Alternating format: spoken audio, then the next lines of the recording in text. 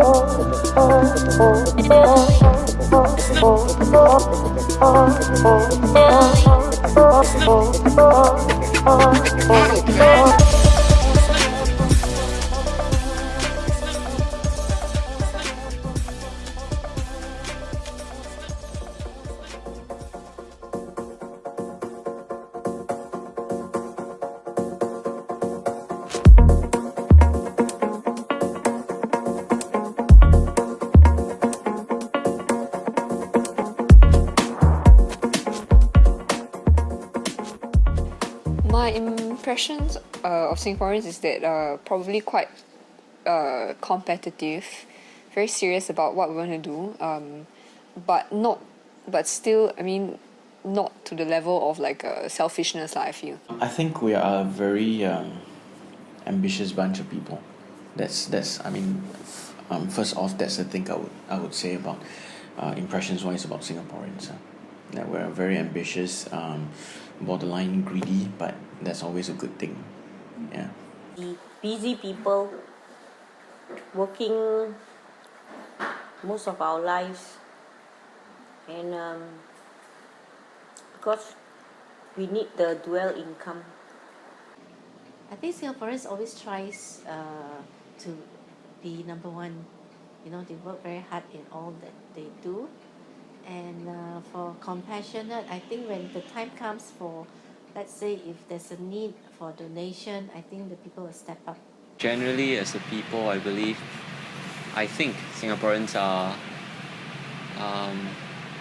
can be quite stoic. I mean, standard of living is quite high, right? So I imagine that we work hard in order to provide for the family, and we do so constantly. So I think that's something that makes us stoic. But at the same time, we are also very cynical. I think Singaporeans are very hard driving, very active, very on the go type. You know, always rushing here and there and so on. But in the process of that, because we live in a very dense environment, I think we tend to be a bit impatient sometimes. You know. But it is no different from any other large city, whether it's New York or Hong Kong and so on. So I think in general, I would say, to cut a long story short, I think Singaporeans are very much driven, very much on the go kind of people, but also rather impatient lot. When you drive, I think you'll know that Singaporeans are very impatient, you know.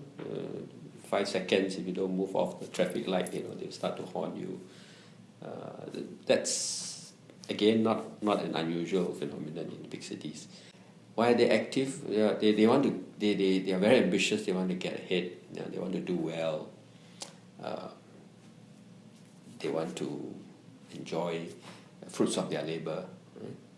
So, what give me the impression is what we see around us.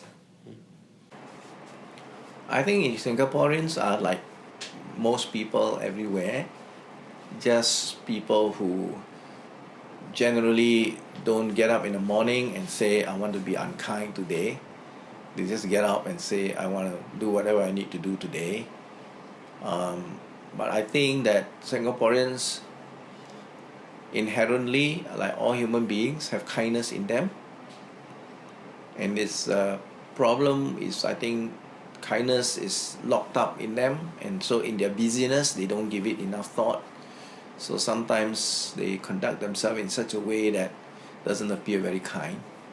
But I don't think that most of them mean to be unkind, like forgetting to say thank you, forgetting to say please, not smiling at people. It's not like they intentionally want to be unkind, it's just that they're so absorbed in their own life that they don't think about being considerate and being gracious.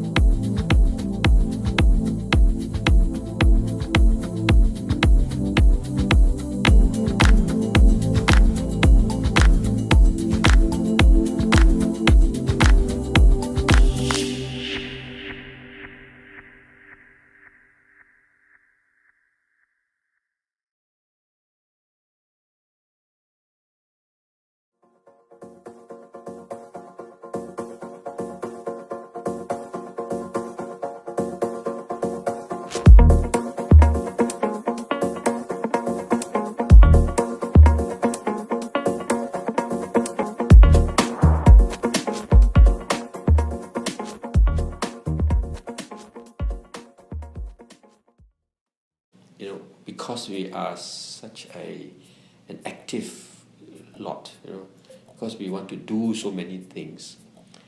In the process of doing that, we may have some negative traits coming out, you know, impatience, maybe a lack of graciousness sometimes, you know. But I would say, again, it's very hard to generalize, but by and large, I think Singaporeans have a lot of very positive aspects. You know. Being hard driving and being ambitious is nothing wrong. It's not negative, it's positive. Social behavior, I think we are. That's an interesting question. Social behavior, I think because that ambition leads to stress levels being obviously higher, you know, and we worry a little bit too much for our own good. So obviously, you know, that from a social point of view, it I mean there are, you know, people who can be, you know, a little bit more empathetic or a little bit kinder, you know, society wise lah. But I mean, you know, that's every society, every country in the world has a balance of this kind of people. What I notice is in the urban city, everybody is so busy. They always try to save time by walking so fast, and then sometimes they don't have time to talk to each other. But if you stay in the countryside, right, they have so much time. They have time to talk to each other, and they are not so like fast paced. In every major city, if you go to a city like Hong Kong, Bangkok, or whatever, Shanghai, Tokyo, it's the same because the city life is fast paced. So in a sense that you find that they are not friendly, but actually they are friendly, but they are under stress. They have to go from point A to point B. So that's the environment that makes it different from city and countryside people. Likewise in Singapore also the same. If you are every day be busy traveling by MRT or by bus or by public transport, you also don't hardly talk to each other, and then you are only focusing either on our iPhone or iPad. Okay? So that's the culture. I say that most people who live their life in Singapore, in a metropolis like ours, they have to watch their time because there are meetings to go to, deadlines to watch out for.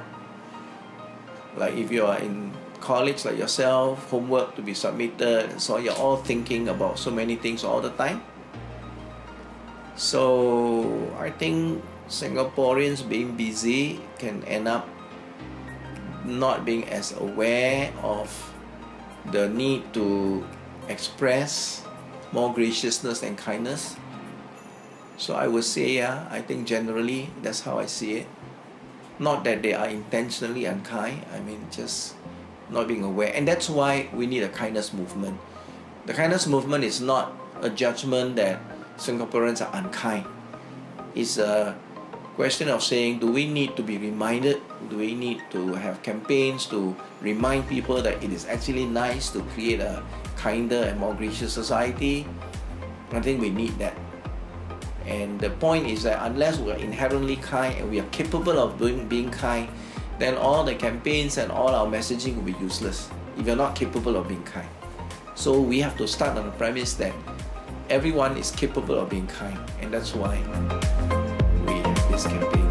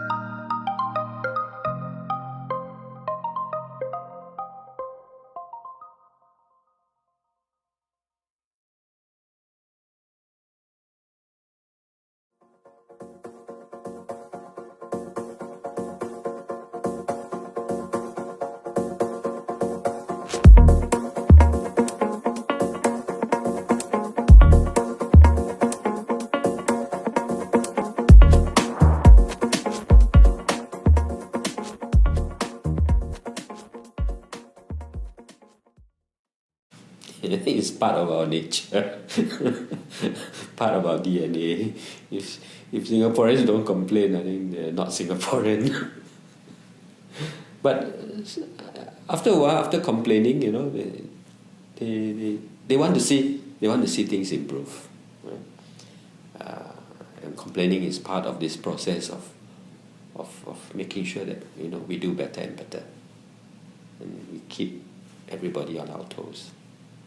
Okay, see, maybe you start complaining because you want people to understand you, blah blah, and empathize. But you wouldn't say, wow, like oh, it's so great, that kind of thing, and expect people to empathize, because you don't want to be seen as like very 好恋 also. So when you share like this kind of tough stories, people will empathize and like yeah.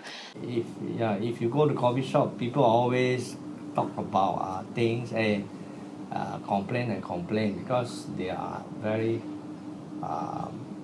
under stress also. Part of the complaint is because my opinion is that they can't get what they want, then they start complaining. Just like me, I just want to buy a car. The COE is so high, of course I'm still complaining, right? So the thing is, I can't get what I want, I will definitely naturally like to complain, right? And I guess Singaporeans complain all the time is because maybe we're always hoping to get something better. And I think by having a point of view or raising a complaint, that helps speed things getting fixed faster. So I think that's probably the reason why. I mean, we don't get coverage at a certain location on our telco service. We complain, telco guy comes now and fixes it in 2 weeks. I mean, in that sense, it's good because it keeps everyone on their toes. Companies to individuals, it keeps everyone on their toes to always provide a better way of life, a better level of service for everyone. So and that's the reason why we've got #1 airport in Changi Airport and one of the best governments in the world, I feel, and things like that. I mean, there's nothing perfect, but I think we're pretty close to that now. And I guess I mean, Singaporeans, I don't think it's just Singaporeans. I think it's everyone else around the world. It's just that because of the speed of how things get fixed here, because Singaporeans complain, we realize that we've come to a conclusion that if we complain, things get done faster. So we tend to lean towards that. I know people in other countries who complain, and government and agencies all don't do anything, and they just get resigned to the fact that nothing ever gets done. So they don't complain; they just live with it. So I think and I think that's across the board. I think everyone complains. It's just that things get done and fixed here faster. So we realize, okay, maybe I complain, faster fix, you know what I mean? So yeah, I think that's probably why. Because it's fun. I think we talked about this before, right? Like, it's almost like a petulant child that constantly wants to be heard. I mean, I've heard of places in other countries where it's not as safe as we would like it to be. The transportation isn't as smooth, despite the fact that we have spoiled a few, it's spoiled a few times, but still, it's still considered kind of smooth. Everything is systematic, and when everything is systematic and the system goes wrong for a second, and you are used to that system, you are left to flounder. I would imagine that when you're in other countries, the system isn't as obvious, and in which case most people they sort of play by ear after time, and when that happens, they are more equipped for when the system fails, and as a result, maybe that's why they think better on their feet, maybe. Okay, I think also probably maybe the influx of immigrants also adds a bit of stress to the whole social dynamic lah. But then again, we've always been a migrant nation, people coming and going. I think at the end of the day, okay, if they complain and make things better, all well and fine. It strengthens our roots, because if something is wrong, you want to fix it, means you love the country, right? I don't know whether to be worried if people find everything fine and dandy lah, because then we'd just be like migrants who settle here and move on to the next best thing. So yeah, I can't really can't have the best of both worlds in this case.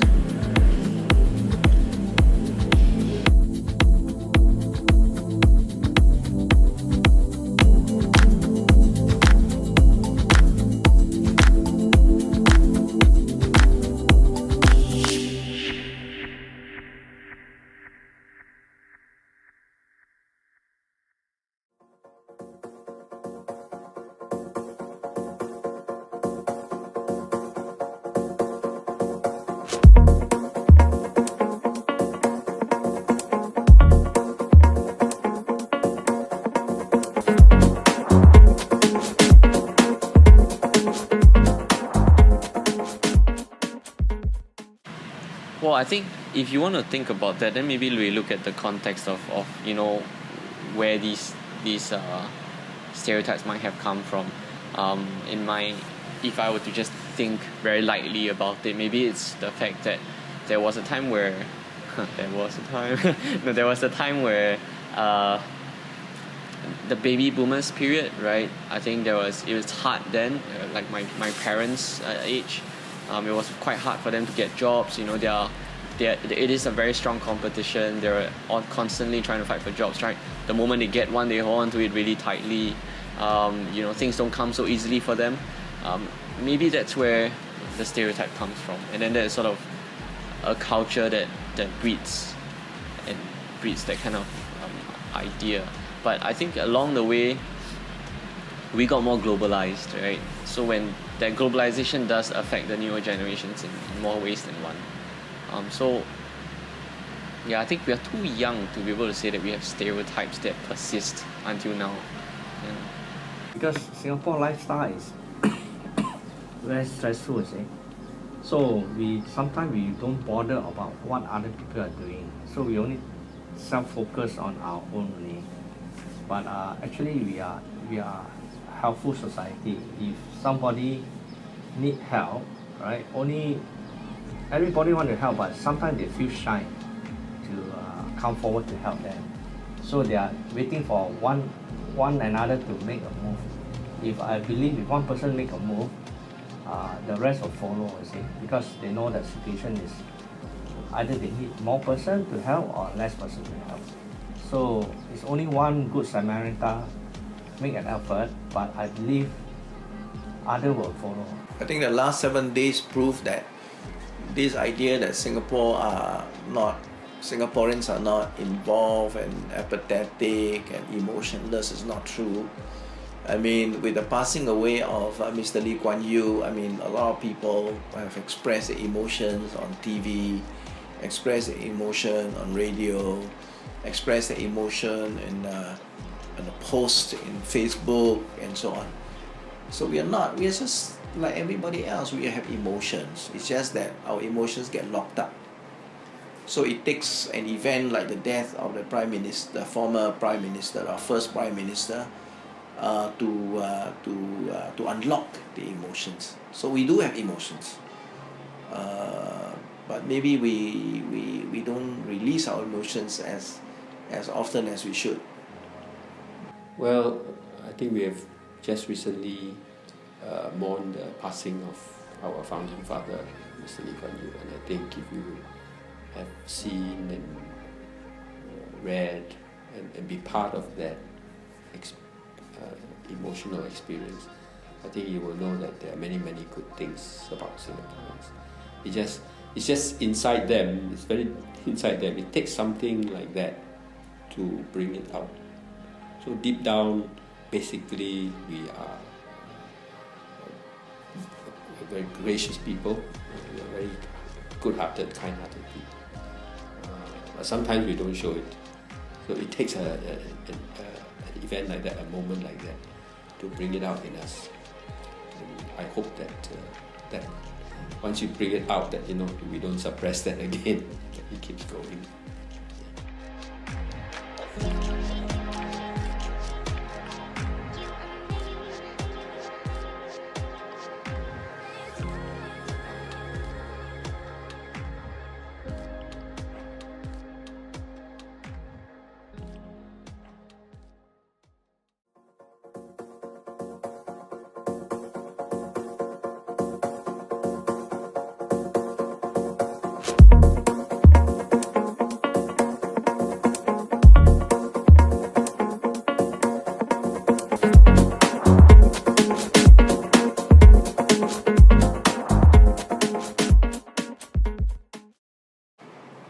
think according to our survey, yes. According to our survey, most Singaporeans think that a Singaporean usually think that he is somehow kinder than the other Singaporeans. So in that sense, Singaporeans do think that they are better than other Singaporeans. Maybe it's natural, you always think of yourself better than others, but there is something of that in our survey. I guess that image has been propagated through what we read lah. That's why we have such impressions of our fellow men. I think you will always have such people around. I think some people who have been hurt or affected negatively by maybe a government policy or by a civil servant, got a traffic fine or something that may have upset them. Then they vent the frustrations, and the social media, the internet has allowed us to vent our frustrations very easily, without any repercussions. In the past, we used to do graffiti on the walls. Same thing, but now it's so much easier and everybody can do it. I think it's human nature. We remember bad things longer than we remember good things. Also, bad things tend to go viral very quickly because of the social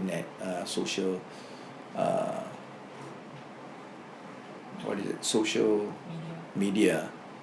Things get posted and go viral, especially when it's not very nice things. People seem to like to read them or see them. So that may be why. But there are actually many more good things that are happening in Singapore than bad things. For every bad behavior on MRT, for example, there are hundreds and thousands of good behavior every day that people don't take notice. Precisely because it's normal behavior, so people don't take notice. But one bad behavior, everybody takes notice. So that's how people remember and then comment on that. I think it's just down to a few scenarios. That's the reason why people get annoyed, and then degrade other Singaporeans for being discourteous and things like that. But generally, I think it's a lot of other external factors that make it so. Stress levels from work, the weather definitely doesn't help. And things like that. Yeah. Maybe also our working environment plays a part. In different organizations, there's a varying degree of competitiveness and getting ahead in careers and all that. So, given our pace of life, maybe we don't stop to take a breather to look for the good and always point out the bad. Why do we? Because we are perhaps educated to constantly try and be better, right? That is our system of we strive, we constantly strive. They are looking westward, or they are looking at countries that they perceive to be more cultured or more advanced, right? And in that sense, they are trying to take whatever they think, say for example, Europe would have or Japan would have, what they're like, the Swiss. Take that and they want it for themselves here. You look outwards because we are so globalized. We're constantly looking outwards, and so we want certain things for ourselves. Contentment seems to be something that is quite distant from us, right? And maybe that's why we are, I would imagine, considered quite successful, right?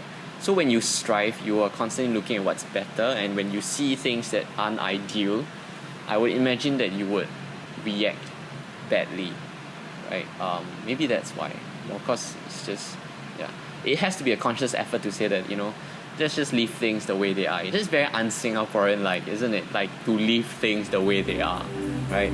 So that's hardly, maybe we need to start learning to do that, right? Maybe that's it.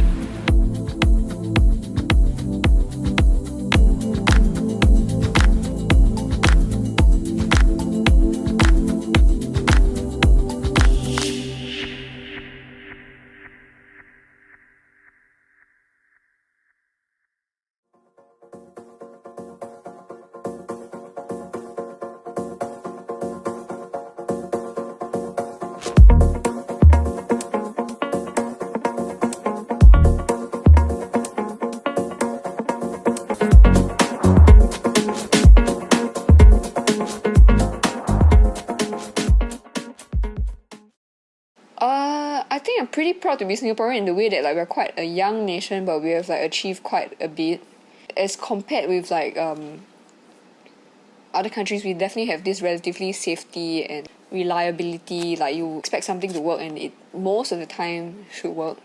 It's definitely like we should feel quite proud lah to be Singaporeans. Yeah, I'm proud of Singaporean. I've seen other country, or I've been to other country. I see the dwelling, the housing, their thing is not as good as Singapore, because we are lucky that our country is small, right? It's easy to manage, but at least we have a roof over our head. You see, what you need is safety, security here. Your children can freely walk around the street. Well, other countries are very congested, and then it's quite dangerous for the young children to move around in the late night. So generally, I would say Singapore is a safe country, but not perfect yet. But we are enjoying our safety all the way until now. Name one thing I'm proud to be Singaporean. I'm proud to be Singaporean in that even though we're a small country, Mr. Lee has been able to, through his statesmanship, make Singapore known throughout the world. In fact, for the country our size, you would have thought that many people wouldn't know about us, but actually a lot of people know about us. So that's one thing I'm proud, that Singapore is a known country, though it is very small. One thing that I'm proud to be Singaporean.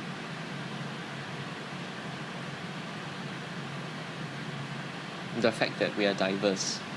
I think I like that. I like that we are diverse. It's not that I don't like it, but I cannot imagine living in a place where we are homogeneous, like every one of us is similar. I think that helps. Because I'm a design lecturer, and that diversity, that the fact that we have different cultures makes life a little bit more colorful, makes life a little bit more fun. And I think that helps us as a people. Because we are actually comfortable in our daily living. If not for all the stresses, at the end of it all, when you come back to your home, you feel that you deserve your time at home. Wow, there's actually a lot of things I'm actually very proud to be Singaporean about being a Singaporean. I guess the thing that I'm really being proud is our skyline, our city skyline. We went from nothing to to that amazing skyline, with Marina Bay Financial Centre and Marina Bay Sands and Fulton and all that stuff, Esplanade and all that in like 50 years. So obviously I credit it to good governance and all that kind of stuff, but the thing is that beyond that, it's because of us as a people. We work together to do that collectively. So I think that's something I'm really proud of. Yeah. We can live together in a multiracial country. In Singapore you can see a lot of Indians, Malay, Chinese, and you have also different religion. But I think everybody kind of accept each other, and we are able to live together. Yeah. And I'm proud to be a Singapore because we get a lot of awards like Changi Best Airport. For a small country, a small island like Singapore, you can still be number one. I think our kiasuness, in a positive way, we want to move, we want to drive ahead. So we want to be we are very ambitious. So I would use the word kiasu in a positive way. We want to move, we want to do well.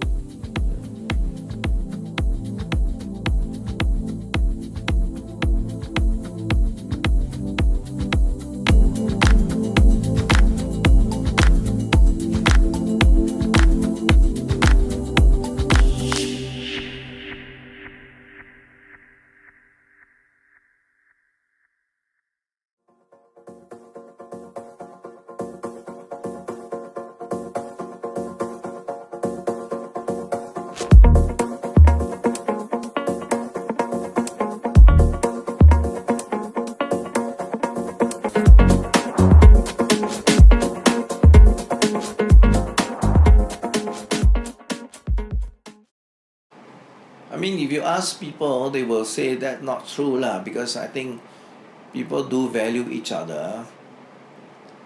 Say the last 7 days, I've been down there a few times, and you see people queuing up, and then you see a lot of volunteers going out there to give the drinks and food, and thanking people for being there, and then those people who receive the food and drink, thanking them for giving the food and drink. Then you read the newspapers, the bouquet section on Friday, you'll find that there are always people writing in to thank people for being kind and so on. So I think people do value other people. Like I said, we get locked up in our own busyness so that we don't think about it, and so we don't express, our appreciation as much as we should. It's like in a family, although many of us appreciate our parents, how many of us actually take the trouble to tell them that we appreciate them? We take them for granted. Then if they are a little, if the food is a bit delayed, then we complain, and say, why is, but when the food is always in time, we all didn't say anything. It's like that. It's just human nature. I think it's when we are here, we always sort of, it's like being in the family, you always have this criticism, quarrel within the family. But ultimately, it is still one family. But when we are overseas, when we hear criticisms from other people of our family, of our country, we get very upset, we defend. And I think that's what it's like, it's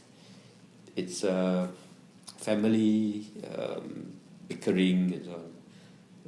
But finally, the sense that we are one family is still there.